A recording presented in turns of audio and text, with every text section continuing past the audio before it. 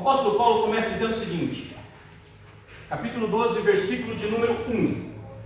A respeito dos dons espirituais, não quero, irmãos, que sejais ignorantes. Os dons espirituais estavam presentes na vida da igreja. O exercício dos dons espirituais era algo que acontecia rotineiramente na vida da igreja. E quando a gente lê o livro de Atos dos Apóstolos, nós vemos isso acontecer o tempo todo. A história é narrada com acontecimentos extraordinários que são resultado da ação dos dons do Espírito Santo na vida dos apóstolos e na vida dos primeiros cristãos. A igreja, ela é inaugurada no dia do Pentecostes, né? Então há um movimento especial ali, há um momento especial quando o Espírito do Senhor vem sobre aqueles irmãos que estão reunidos em oração, e aquela visitação ela provoca uma distribuição de dons. Então ali a primeira manifestação da igreja local de dons do Espírito, e fica evidente na distribuição de línguas.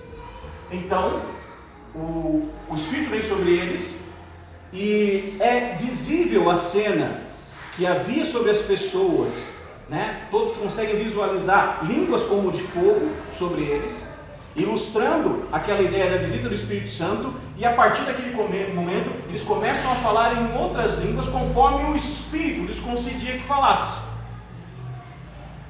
E há um momento especial porque as pessoas elas começam a falar, e não dá para a gente ter uma ideia de como era esse falar, tá? A percepção que eu tenho sobre a sequência do texto é que não é organizado, porque as pessoas lá de fora do recinto em que eles estavam estão ouvindo-os falar em outras línguas, e eles estão glorificando a Deus. Então provavelmente começou um momento de euforia lá, um momento que fugiu do controle deles, porque todo mundo começou a falar ao mesmo tempo, todo mundo começa a falar, né? Hoje em dia a gente chama isso de reteté, não é assim? E aí quando as pessoas começaram a falar em outras línguas, quem estava do outro lado interpretou da seguinte maneira: estão embriagados? Estava todo mundo doido lá dentro. Por quê? Porque está desorganizado o negócio, e estão falando um monte de coisa, só que naquele mesmo momento outros que não tinham esse espírito crítico estão ouvindo o que está sendo dito nas suas línguas maternas, porque são homens do Extremo Oriente, homens que vêm de toda a Ásia Menor, gente da África, da Europa, e eles estão ouvindo as maravilhas de Deus na sua língua. Então provavelmente aqueles que dizem estão embriagados são aqueles que não estão entendendo o que está sendo falado. É só um linguajar enrolado, sem sentido para eles. Então para esses homens estão embriagados. Mas para os outros que estão ouvindo na sua língua,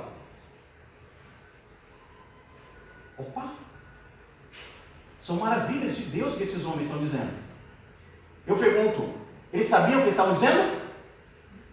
Não.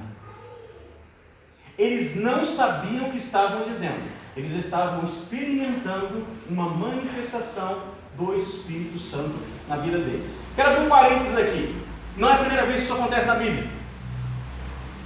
Se você for para o Antigo Testamento, especialmente se você for ler o livro das histórias dos reis, 1 e 2 Samuel, 1 e 2 livro dos reis, 1 e 2 livro de crônicas, você vai ver episódios sendo relatados de homens que vão para determinados lugares e passam por uma experiência de visitação no Espírito e entram em êxtase.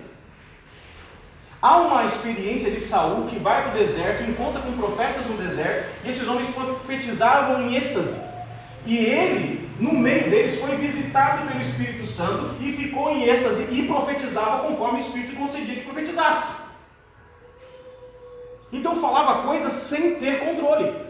Então quando você vai para o Antigo Testamento, você vai ver essa ideia de visitação, você vai ver essa ideia do Antigo Testamento de perda do controle. Você vai ver essa ideia das pessoas começarem a dizer coisas que necessariamente não vêm de dentro deles. Está sendo movido através deles, mas é o próprio Espírito que está movendo isso na vida da pessoa que fala, que profetiza. Então isso já aconteceu. Então, quando a gente pega essa situação que inaugura a igreja no Pentecostes, de lá para cá, os dons espirituais estão presentes na vida da igreja primitiva. Aparece através da manifestação de operação de milagres. Os dons de línguas continuam, porque as pessoas começam a falar em outras línguas. As pessoas, os apóstolos dizem que o Espírito Santo os está batizando, eles estão sendo batizados no Espírito Santo. Isso fica evidente através da manifestação de línguas. Há um exercício da profecia na vida da igreja. Tem um discípulo chamado Filipe, que ele vai para uma região e ele e a sua família começam a desenvolver um ministério. E há um destaque no ministério das filhas de Filipe, porque todas elas profetizavam. Então, o profetizar estava presente na vida da igreja. Esse profetizar não é a ideia simplesmente de subir num púlpito e pregar a igreja. Não é essa ideia, era falar antes mesmo.